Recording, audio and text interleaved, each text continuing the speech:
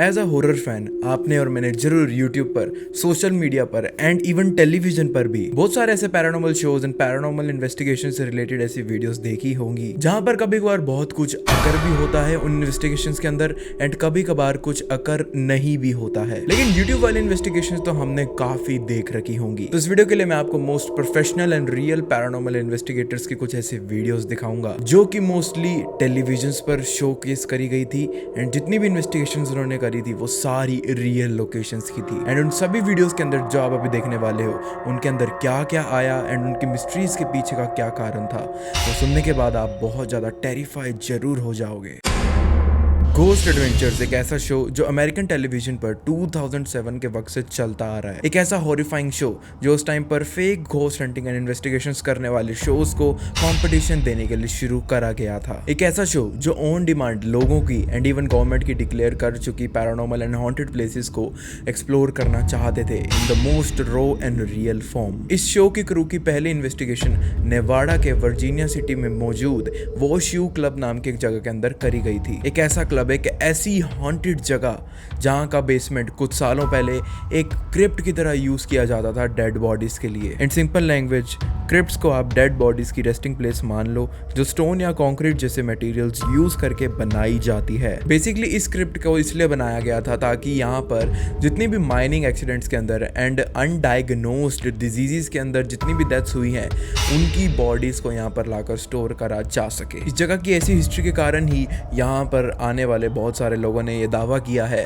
कि ये जगह हमेशा के लिए कर्स हो चुकी है। एंड इस एपिसोड को टेलीकास्ट तो 2007 में किया था, लेकिन ओरिजिनली इस क्रू ने 2004 के अंदर ही ये वाली अपनी इन्वेस्टिगेशन कंप्लीट कर ली थी। तब इस जगह के लिए लोगों के अंदर इतना ज्यादा डर पैदा हो गया था एंड इतनी अजीब अजीब चीजें उनके साथ वहां होना शुरू हो गई थी कि श्योरली बट सैडली वॉशयू क्लब को हमेशा के लिए परमानेंटली क्लोज करना ही पड़ा।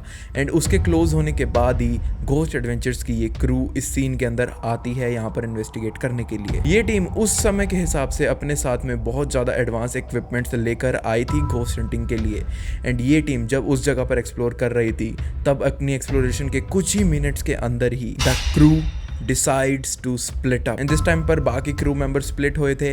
निक नाम का एक क्रू मेंबर उस जगह की बॉल रूम के अंदर ही रुक गया था। बट जब निक वहां पर रुके हुए थे एंड जो बाकी के क्रू मेंबर्स उनको मॉनिटर कर रहे थे वहां पर लगे स्पेशल कैमरास के थ्रू, तो वो निक को बताते हैं कि that some apparition has followed him out. I don't know what we're looking at right now, but if you look at the monitor, what is that we're looking at? That is the most shocking piece of evidence that we captured. Now, to people watching this interview going, yeah, right. Okay, then I'm going to tell everybody that's watching this right now that the apparition sequence, we can guide you through that actual clip and tell you why it is real. I know maybe हो सकता है कि आप में से काफ़ी सारे लोगों ने उस चीज़ को मिस कर दिया हो। वीडियो जितनी क्लियर हो पाएगी मैं कर दूंगा, लेकिन आप स्क्रीन को गौर से देखते रहो।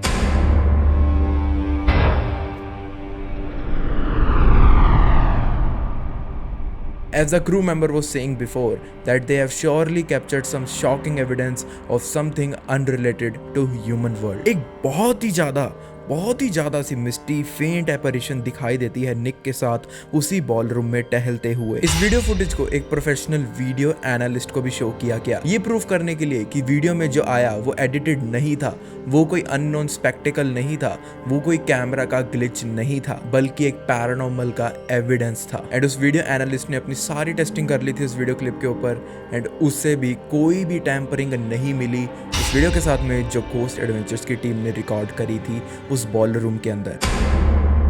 The apparition figure here has not been overlaid or pasted into the original footage.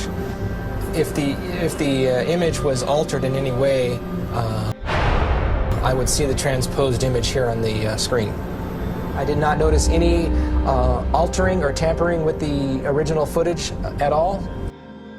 Ghost adventures के ऊपर काफ़ी रिसर्च करते वक्त, इनके basically most crazy paranormal hunting के एपिसोड्स ढूंढते वक्त मुझे ये भी देखने को मिला कि इस क्रू को डायरेक्ट EVPs करना काफ़ी ज़्यादा पसंद था, ताकि वो डायरेक्टली किसी स्पिरिट से अपनी कनेक्शन बना पाए। एंड काफ़ी बार इनके साथ ऐसा होता भी था कि इनको अपने EVPs के अंदर से कभी कभार नॉर्मल रिप्लाईज मिलते थे एंड कभी कभार बहुत ही ज़्यादा क्रीपी रिप्लाईज भी मिलते होते थे। एंड इनके एक और एपिसोड के अंदर the thing that have been captured in one of their episodes was absolutely chilling.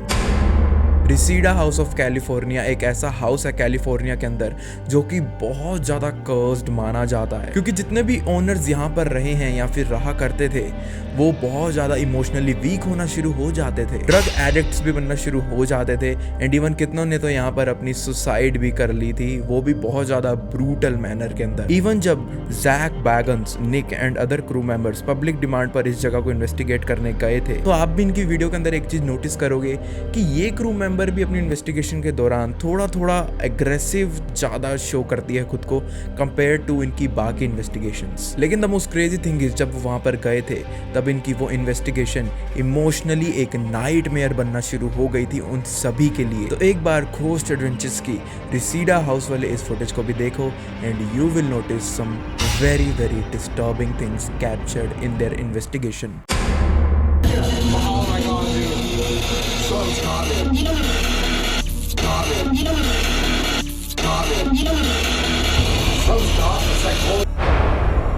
Hey, I'm not gonna hurt you. We're not gonna hurt you. He's here. He's here! He's here! I said he's here. He's here!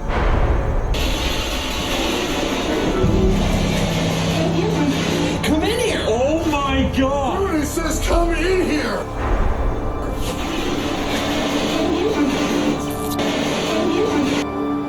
ये investigation इसी paranormal chit chat and question answers पर खत्म नहीं हुई थी। ये team अपने thermal imaging camera की मदद से उस घर के बेडरूम को इन्वेस्टिगेट करने गई थी फर्दर सीन के अंदर। एंड ये टीम रिसीडा हाउस के बेडरूम पर फोकस इसलिए करना चाहती थी क्योंकि कुछ टाइम पहले यहाँ पर जॉन नाम का एक आदमी रहा करता था जिसने इसी घर में रहते वक्त अपनी इसी बेड पर सुसाइड कर ली थी, वो भी अपने बॉडी पर बहुत सारे कट्स मारकर एक ब्रूटल मैनर में अपने आप को एक उसने ब्रूटल डेथ दी थी। एंड ऑब्वियसली इतने सारे कट्स के कारण, हैवी ब्लीडिंग हो जाने के कारण वो बहुत जल्दी पास अवे भी हो गया था before someone could help him out. But even after passing away from that house मुझे नहीं लगता कि जॉन की स्पिरिट ने इस दुनिया को छोड़ा था। What is it? Look at that spot on the bed. What the hell is that? That's a cold spot. That looks like something is sitting on the bed. Is this a spirit sitting on the bed with its hand resting beside it? Oh my god. Hey, lift your hand. Just for you touching it that long. Oh my god. It's ice cold right there. वैसे मैं उनकी जगह होता तो कभी भी उस bed पर वो नज़ारा देखने के बाद उसे टच नहीं करता, लेकिन उस बेड पर उसी जगह पर वो कोल्ड स्पॉट क्यों बन रहा था? क्या रियली में जॉन की स्पिरिट या फिर उस घर में डेथ हुई किसी और पर्सन की स्पिरिट उसी बेड पर बैठकर गोस्ट एडवेंचर्स की क्रू के ऊपर नज़र बनाए हुए रखी हुई थी? एंड अगर नहीं तो टीम को सिर्फ उसी बेड के उसी जगह पर उसी स्पॉट पर ही वैसा निशान, वैसा कोल्ड स्पॉट देखने को क्यों मिला, जबकि वो पूरा घर ही इतना ज़्यादा हॉन्टेड माना जाता है, इतना ज़्यादा कर्स माना जाता है।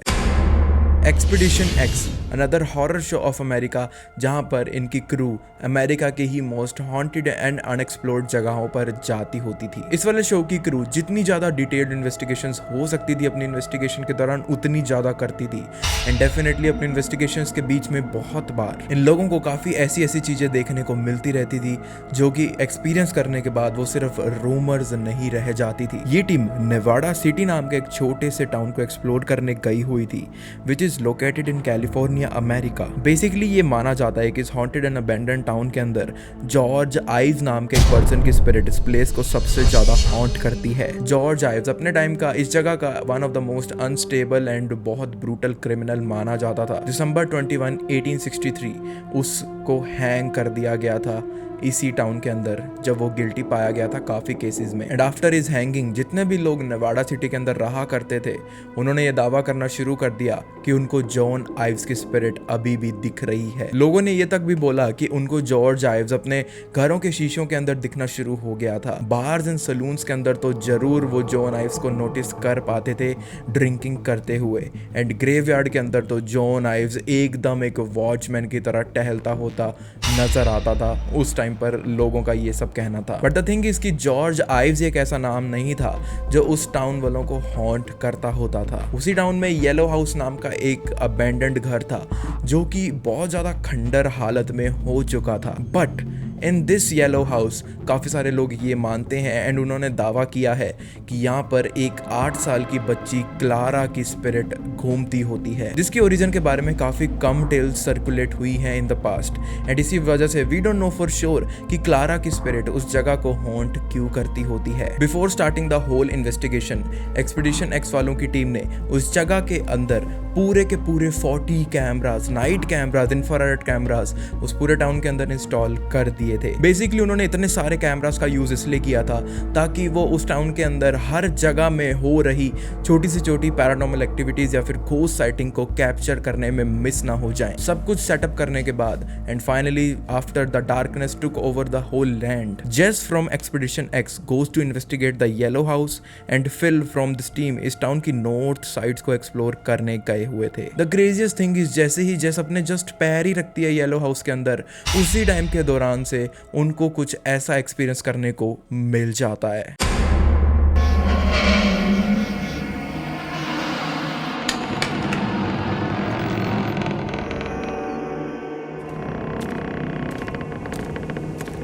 It sounds like somebody's walking in here.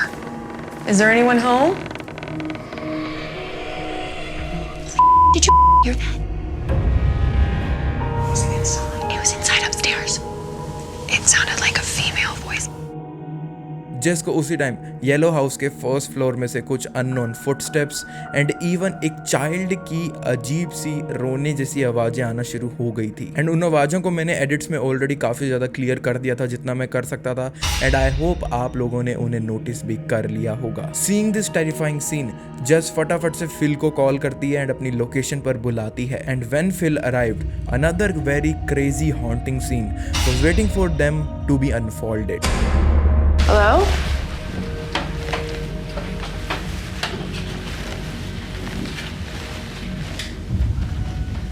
Is there anyone home? That door's been open the whole time? No, it has not. Are you with me? Jess, are you sure? No, I'm serious. That was shut. Oh my god. That was shut. I am positive. Look at this one. Look at the bottom corner. Look at the bottom corner. Oh my god, it's moving. It's opening right now. What the?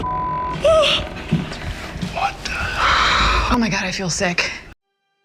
First of all वो notice करते हैं कि उस जगह का दरवाजा open हो रखा था एंड जेस के बाद या पहले इस जगह पर कोई भी उनका टीम मेंबर नहीं आया था एंड वो एकदम श्योर थी दैट वो दरवाजा एकदम लॉक होना चाहिए था। बट इतना ही नहीं देखने को मिला उनको। आफ्टर दैट सीन जो कैबिन उनके राइट साइड में रखा हुआ था वो भी कुछ रैंडम मूवमेंट शो करने लग गया था एंड उसका एक ड्रॉर तो अपने आप थोड़ा थोड़ा ओपन होता भी नजर आना शुरू हो जाता है। लेकिन जस्ट आफ्टर दैट इंसिडेंट उनके साथ फिर से कुछ ऐसा हो गया था। Holy God. What the hell just fell over? The thing is कि येलो हाउस में वो कोई कैमरा गिरने की आवाज़ नहीं थी। उन्होंने उस जगह में कोई कैमरा इसलिए इंस्टॉल नहीं किया था क्योंकि वो वहाँ पर खुद इन्वेस्टिगेट करने गए हुए थे। तो वो स्लैम साउंड किसी कैमरा या किसी उनके खुद के डिवाइस गिरने की आवाज़ नहीं थी एंड अगर होती भी तो उन्हें श्योरली पता चल ही जाता। आज तक भी उनको ये नहीं पता चला है, ये एक मिस्ट्री है कि वो स्लैम साउंड किस चीज़ की थी एंड उस साउंड को किस चीज़ ने कॉज किया था। बट लेटर ऑन उन्होंने जब नेवाडा सिटी के अंदर अपने एक नाइट कैमरा की फुटेज को चेक किया तो उसके अंदर उन्हें कुछ ऐसा देखने को भी मिल गया था। Hang on, look at that. That's open more. Okay.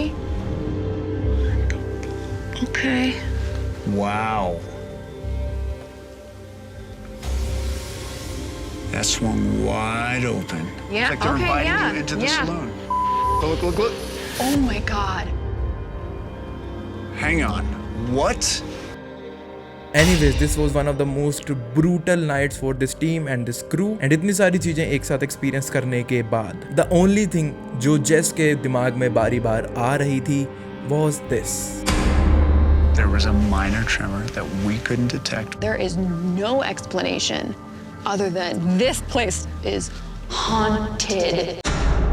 BuzzFeed Unsolved was one of the most entertaining and one of the most popular show in a while. And अगर मैंने entertaining बोला है तो ये मत समझना कि ये लोग सब कुछ fake perform करते होते थे. Actually जो लोग ये investigations को perform करते होते थे उनका नाम था respectfully Shane Madej and Ryan Bergara. वो खुद को spectacle Shane and believer Ryan के नाम से भी बुलाया करते थे. Because Shane जो है paranormal के अंदर कुछ ज़्यादा believe नहीं करते थे, लेकिन Ryan had a whole different thinking for that stuff. And इसी वजह से ये लोग अपने इन्वेस्टिगेशंस के अंदर भी काफ़ी ज़्यादा ऐसी डिबेट वगैरह करके बैठ जाते थे एंड आपको वो चीज़ इनकी वीडियोस के अंदर भी फील हो सकती है. लेकिन जिस ब्रेवरी एंड जिस एनर्जी के साथ ये दोनों लोग दुनिया की मिस्ट्रीज को सॉल्व करने जाते होते थे वाज एब्सोल्युटली अमेजिंग. एक एपिसोड में ये क्रू वेवरली हिल्स सैनिटोरियम में जाते हैं जो कि काफ़ी इनफेमस है मल्टीपल स्पिरिट्स के वहाँ पर रहने की वजह से. लेकिन इतनी सारी स्पिरिट्स के होने के बावजूद भी उस सैनिटोरियम के एक सेक्शन में ऐसा माना जाता है कि वहाँ पर टिमी नाम के एक छोटे बच्चे की स्पिरिट रहा करती है जिसको टॉय बॉल्स के साथ खेलना काफ़ी ज़्यादा पसंद था. एंड अगर किसी भी पर्सन को टिमी की स्पिरिट से इंटरेक्ट करना होता था तो वो इसी मेथड का यूज़ करता था उससे अपना कनेक्शन बनाने के लिए. एंड रायन ने भी कुछ ऐसा ही तरीका अपनाने की कोशिश करी उसी सैनिटोरियम के उसी सेक्शन में जाकर जहाँ पर टिमी की स्पिरिट बताते हैं लोग की रहा करती है. रायन अपनी एक टॉय बॉल साथ में लेकर आए थे जो वो बहुत ही ज़्यादा रैंडमली फेंकते हैं. But the scariest thing is जो रिजल्ट उनको उस बॉल के मोमेंट से मिला वो बिल्कुल भी रैंडम नहीं था. Timmy, I'm very scared, but if you could throw this ball back, I won't be as scared.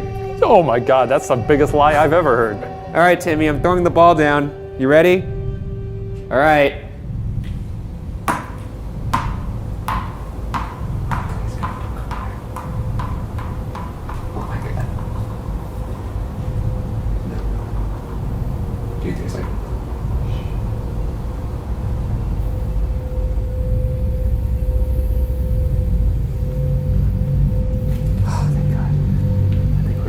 It bounced a few extra times, though. Did you hear that? Do you think it bounced? I thought it bounced a couple extra times, but I thought it was just my mind playing tricks on me. It sounded like it stopped and then it bounced a little more. Oh my God. No. Do you think it's like... I don't know if that means ghost, but Let's walk down and find the ball. that's the most serious I've ever seen you. Let's walk down there and find the ball. All right, Timmy, we're coming to get the ball. I don't know where it went. Oh my God. Do you want the flashlight right now? Oh, there it is. No way. Oh! No! Oh no! Ryan, the ball No! bounced. No, the ball stopped here. How the fuck is Ryan, that possible? The ball stopped right here. How is that possible? Oh no! They know. Ryan, they know. Shut up, dude. You know this is fucking weird. Shut up. Okay जिसको भी पता अभी नहीं चला कि क्या हुआ है let me tell you. Ryan ने जब उस बॉल को फेंका तो उन्होंने कंप्लीटली रैंडम मोशन में फेंका था एंड उन्होंने कुछ ज़्यादा तेज़ी से उसको नहीं फेंका था, बिल्कुल नॉर्मली ही फेंका था. लेकिन अगर आप ध्यान से सुनोगे तो एक चीज़ नोटिस करोगे कि उस बॉल के इतने ज़्यादा नॉर्मल मोशन के बावजूद भी वो इतने ज़्यादा बाउंसेस लेती है मानो जैसे उसको किसी ने बहुत तेज़ी से ज़मीन पर मारा हो. And second most disturbing thing is जब रायन एंड उसके क्रू मेंबर अपनी उस बॉल की लोकेशन पर उसको चेकआउट करने गए थे तो वो बॉल एकदम उसी दीवार के आगे रुकी हुई थी जहाँ पर रायन नाम का वर्ड लिखा हुआ था. And the third most scariest thing is कि जब ये क्रू दिन के समय में आई थी यहाँ पर कुछ इंपॉर्टेंट सेटअप्स करने के लिए तो उनके मुताबिक उन दीवारों पर कुछ भी नाम नहीं लिखे हुए थे, वो एकदम खाली थी. एंड ऐसा ही नहीं था कि सिर्फ रायन का नाम ही वहाँ पर लिखा हुआ था, उनके साथ जो टीम मेंबर्स मौजूद थे उन्होंने ये कन्फर्म किया कि उनके नेम्स भी अब वहाँ पर आ चुके हैं किसी तरीके से. बसफीड वालों की ही मैं आपको एक और पैरानॉर्मल इन्वेस्टिगेशन दिखाना चाहूंगा जो उन्होंने द सैली हाउस नाम के हॉन्टेड हाउस में जाकर करी थी, जो कि एटचिसन कांसास में मौजूद है। वो वहां स्पेशली गए थे ताकि वो उस हाउस को हॉन्ट करने वाली यंग गर्ल की स्पिरिट से जाकर कांटेक्ट बना पाए, जो सैडली एक अंडरगोइंग ऑपरेशन के अंदर मर गई थी। रायन एंड शेन ने उस स्पिरिट से कांटेक्ट बनाने का एक काफी ज्यादा यूनिक तरीका अपनाया, जिसके अंदर उन्होंने एक फ्लैश लाइट की मदद से उसके साथ कनेक्शन बनाने की कोशिश करी थी। एंड आपने आई डोंट थिंक इस वीडियो क्लिप के अंदर कैप्चर हुई इतनी ज्यादा ओबेइंग स्पिरिट पहले कभी भी किसी इन्वेस्टिगेशन के अंदर देखी होगी। Have a look. If you like the guy staying here, turn the light on. You're fucking crazy, Shane. If you don't like us, turn it on. Please don't turn it on. Please don't.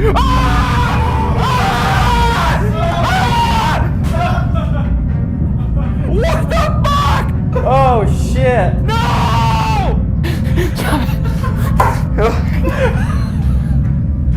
Where's my holy water? Where's my holy water? If you actually don't like us, please just turn it on. I don't think they have the power to turn it back on again, frankly. I really think they don't. Ryan. Are you fucking kidding me? What the? Keep in mind, we have to spend the night here. Please turn the light off for us, spirits. Don't you fucking do it. Turn it all the way off. Thank you. Oh, Fuck, don't. Oh my god. What please is- try. Oh my god. You should have never talked to it, dude. That's a car going by. It's okay. Even though team के reactions आपको उस scene के अंदर देखकर ऐसा लग रहा था कि वो काफी ज्यादा एंजॉय कर रहे थे, लेकिन ऐसा बिल्कुल नहीं था। उन्होंने ये बताया था बाद में कि वो उस सीन को देखकर, उस मोमेंट को देखकर अंदर से तो काफी ज्यादा डर चुके थे, बिकॉज उनकी टीम के लिए, उनके खुद के लिए भी this was the first time जब उनको किसी स्पिरिट ने इतने ज्यादा क्लियर आंसर दिए थे। बट उन्होंने ये भी बताया कि अगर कोई स्पिरिट आपके अंदर इतना ज्यादा इंटरेस्ट दिखाने की कोशिश करती है, then that is definitely not a very good sign. Nonetheless, what do you guys think about all the haunted mess जो अभी हमने इतना ज्यादा देखा, एंड इतनी डिफरेंट पैरानॉर्मल इन्वेस्टिगेशंस जो कि मोस्ट रियल भी लगती हैं, उनको ढूंढने में बहुत ज्यादा टाइम गया है मेरा। वीडियो पसंद आई है तो आपको पता ही है क्या करना है, लेकिन इस बार मैं फर्स्ट टाइम अपनी वीडियो के अंदर एक लाइक एम रख रहा हूँ जो कि सिर्फ है 1800 लाइक्स। मुझे नहीं पता अभी क्या रेशो चल रहा है, होपफुली आप लोग अपना थोड़ा बहुत सपोर्ट दिखाओगे एंड इस लाइक एम को पूरा कर दोगे। लाइक, शेयर एंड कमेंट करने के बाद अपने बाकी सभी फ्रेंड्स के साथ भी इस वीडियो को शेयर करना, जो भी आपको लगता है कि पैरानॉर्मल में इंटरेस्टेड होंगे। आई एम श्योर कि उनको भी ये वीडियो जरूर पसंद आएगी। एंड इसके बाद अगर आप ऐसी और भी वीडियोस देखना चाहते हो तो चैनल को याद से सब्सक्राइब जरूर कर लेना, एंड बाकी सब तो आप मेरे पर छोड़ ही दो।